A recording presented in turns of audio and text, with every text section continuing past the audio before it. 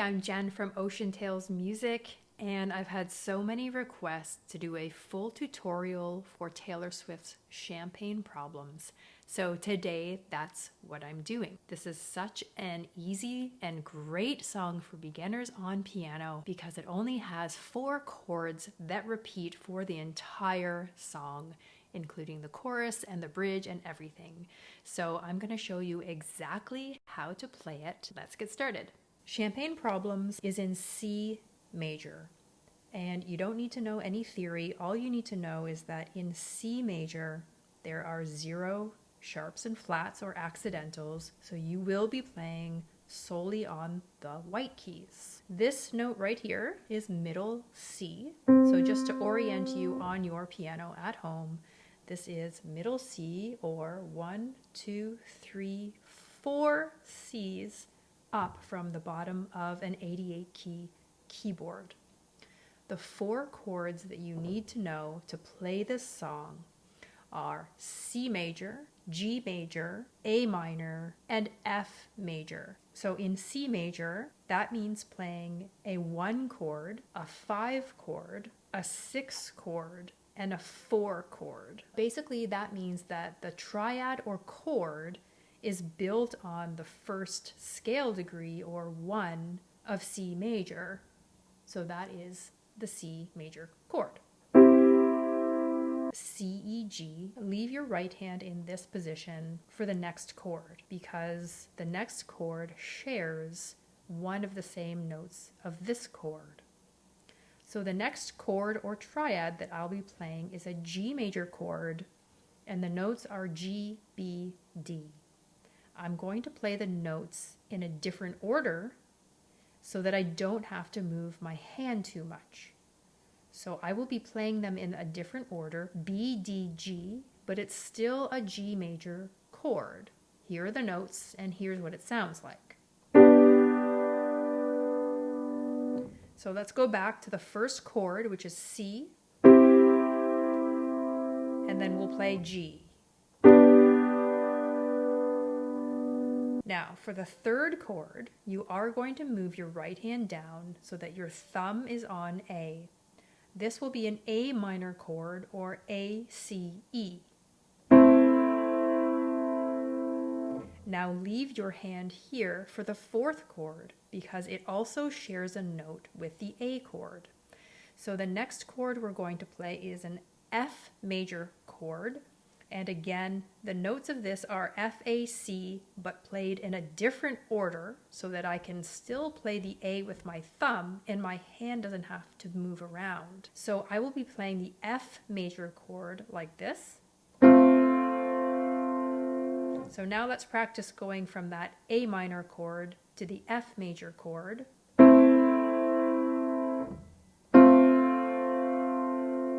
So when you're comfortable going from the C to the G chord and the A to the F chord, try putting all 4 together. So C major, G major, A minor, F major. Make sure you look at the fingers that I use for these chords and try to play your own chords with these fingers too. And now let's work on the left hand. We've pretty much got the right hand learned for the entire song, if you can believe it. So that's pretty awesome. So the left hand is going to play the notes from each of these chords as well. It's not going to play the whole chord. It's a little bit different because it is the accompaniment or the bass line. So for the very first chord, your left hand is going to play C and G. For the second chord, if you can reach it, your left hand is going to play 2 Gs. So this is an octave apart, or 8 notes. If you can't reach the octave, that's okay. Just play one of the Gs. You can play the top one or the bottom one. Doesn't really matter. The third chord, your left hand is going to play an A and an E. And for the 4th chord, your left hand is going to play octave Fs, or or single note Fs if you cannot reach an octave, and that's fine. It will still sound just as good. So let's go over that again. First C and G, then G, then A and E, and then F. Now, in the recording for Champagne Problems, you'll hear a repeated note in the background, and that sort of sounds like this.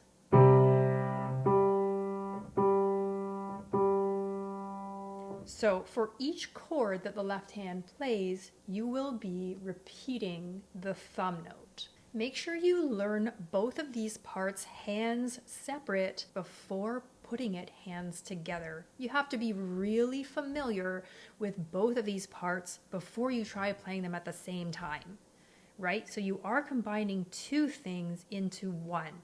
So it's best if you know each one really, really well, and that way you're not concentrating quite as much on the individual lines, but can easily put them together to become one. Let's try it really, really slowly. We're not adding pedal yet. We're just playing it really slowly the way that we just learned it. I'm going to play it first with solid chords. Remember, there are 4 chords: C major, G major, A minor, and F major. Here we go. Chord number 1, C. And chord number 2, G.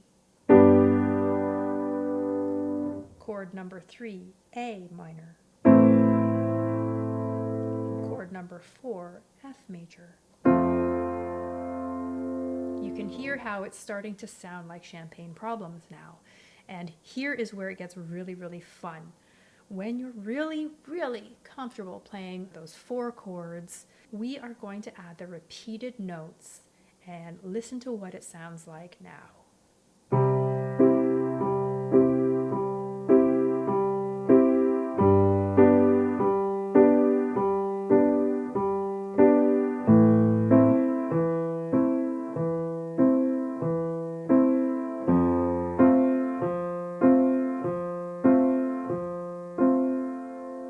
Can you hear it? It sounds just like Champagne Problems, a little bit slower, and I didn't add the pedal yet, but that's okay.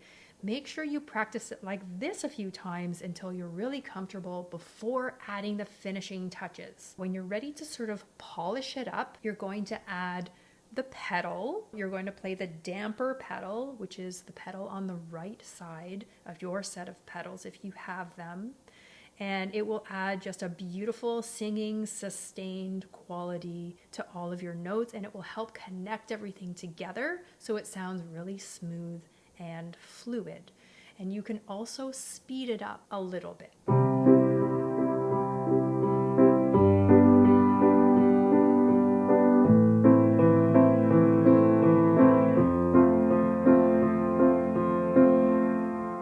I'm changing the pedal each time I change a chord. So for the first C chord, I'm going to leave the pedal down for the whole time.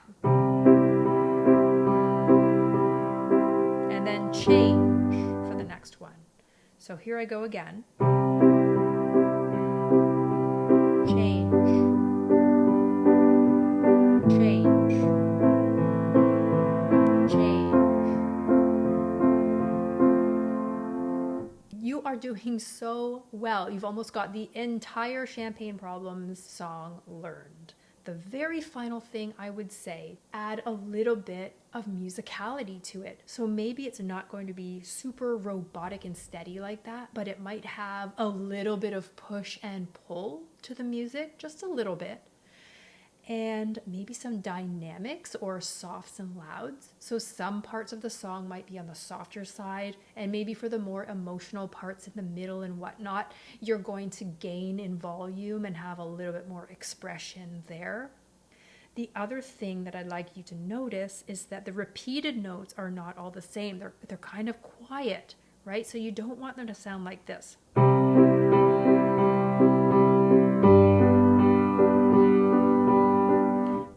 So make sure you can hear it, but it's in the background a little bit. It's a little bit subtle. So like this.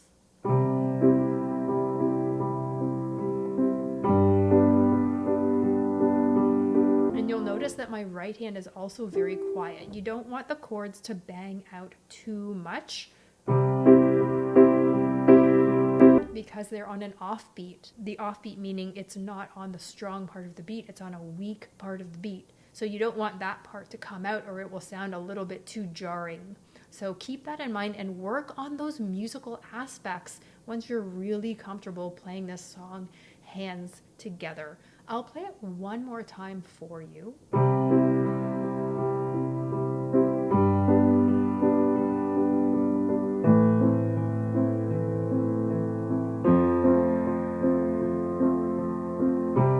Now, the middle parts of the song and the bridge and all of that, it follows the exact same pattern. So keep going. And if you're wondering about that little riff that kind of happens in there, you can hear it very faintly in the background. I think it's played on a guitar. It just goes like this. So if you wanted to add that in, you can. It's pretty.